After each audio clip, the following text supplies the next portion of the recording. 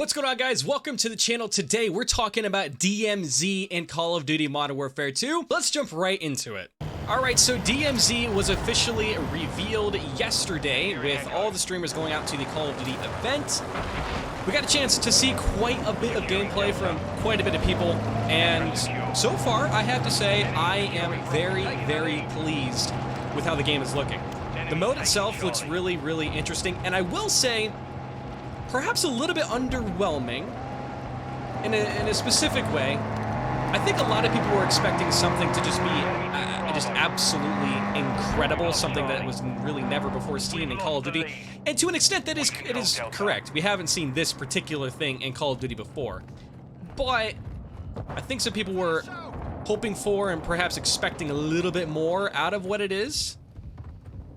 But that's not to take anything away from what it is. It still looks really, really cool. Now, in terms of what we saw things like strongholds, which are really going to be the main focal point for things if you're trying to gather high-level loot. That's what it really seems to be. In order to get into strongholds, you have to find keys, and then once you get into the strongholds, the AI inside the strongholds are pretty insane. So, it's really cool. It's providing a really interesting PvE aspect to the game that I think a lot of people are going to be excited to jump into. I know I specifically am very excited to jump into it, and we're going on a tear right now. Okay. Hello. Line up for me, folks. Line up for me, folks. Line up for me. Oh my god. Woo. Oh, I saw that guy right there. Yep. My goodness, man. Requesting recon flyover. All right, let's try and get this guy. We're losing Bravo. Securing Alpha. We're losing Charlie. Toss that over there real fast. Ready for launch. Did we get him? Not yet. Hang on. Echo. We're taking Delta. Just gotta grab that guy real fast. Boom! Give me that SAE. You've also got things like the Police Academy. Oh, I finally got killed. You've also got things like the Police Academy, which has an incredible amount of very difficult AI inside. Again, you have to find a key in order to get in. You've also got literally just tons and tons of different types of loot all around the map that you can pick up and sell for money, which is again one of the biggest things to do, of course, in it is to drop in, loot as many things as you can, get as much money as you can, so then you can buy better things and just keep going from there. But what I found really interesting was the PvE/PvP combat. So when you're doing your normal PvE stuff, and then another team comes in and tries to wipe you mid-run, that was one of the most just super interesting things to watch yesterday. Dr. Lupo was in a situation where they had secured a weapons case, and then as they secured the weapons case, they were trying to extract or exfiltrate is what they call it in this game. And what happened as a result is a team ended up coming in and completely taking them out, which just created an incredible amount of tense gameplay. It's just super fun to watch. And I have a feeling that that's going to be really the big part of what happens in DMZ. It's going to be a lot of those kinds of situations. What do people make for themselves when they're in the mode? Now, something that I want to know is what kind of connection does DMZ have to the rest of Call of Duty Modern Warfare 2? What connection does it have to Warzone 2? What connection does it have to MW2? When you loot something, are you able to take that loot into the other parts of the game? How is all of that going to work? Right now, you loot stuff. If you can exfiltrate, it then becomes contraband, and you have it in your stash effectively, and you can then bring it into your following rounds of DMZ. But what I am wondering, though, is will that go into other aspects of the game? Is there going to be like camos? Is there going to be weapon charms? Is there going to be blueprints, things like that that you can get and then take around with you throughout the rest of the game? I think that's going to be what really drives people to play DMZ, is if there are these really rare items that they can get in DMZ and then bring them to the rest of the game. I think that would be an incredibly smart move by Infinity Ward and Activision and everyone else at Call of Duty to really provide an incentive for people to play the entire game, right?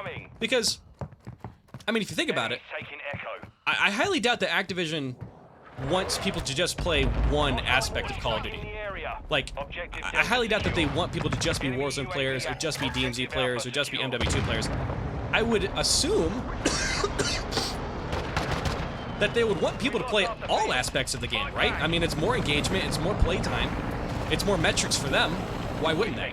So I would be shocked if they didn't provide some form of cross something for DMZ. And that's what I'm super interested to find out, is what kind of high-level loot is there going to be, and can we bring it to the rest of the game? Something I did also want to mention when I was watching the DMZ footage is the AI actually looked really solid. There were varying levels of difficulty with the AI, which is a very good thing to see, because the AI, for example, in Invasion they're nothing, you know? I mean, you nick them and they go down. They're not hard to deal with at all. But the AI is very different in DMZ. There's a lot of different AI difficulties. There are some that just fall down when you shoot them, and there are some that you genuinely have to try in order to take down. And especially once you start getting into some of the buildings, they're really hard to take out. Now, something that I think is pretty cool about DMZ for the whole Call of Duty community is that it now provides another element where players can tap into the Call of Duty experience. This is not a super hardcore extraction game mode, if you will. People who are kind of hoping it was going to be exactly like Escape from Tarkov are probably a little disappointed. I don't think it's as hardcore as that mode is. More so, it's just providing a new type of way for people to engage with the Call of Duty experience. And for me, I'm somebody who has a big background in Destiny, for example, right? And Destiny is a super PvE-heavy game. You can play PvP, and there's definitely an area of the game to play like that, but the big aspect of that game is the PvE. Well, there really isn't that much PvE content for Call of Duty. It's mainly a PvP game.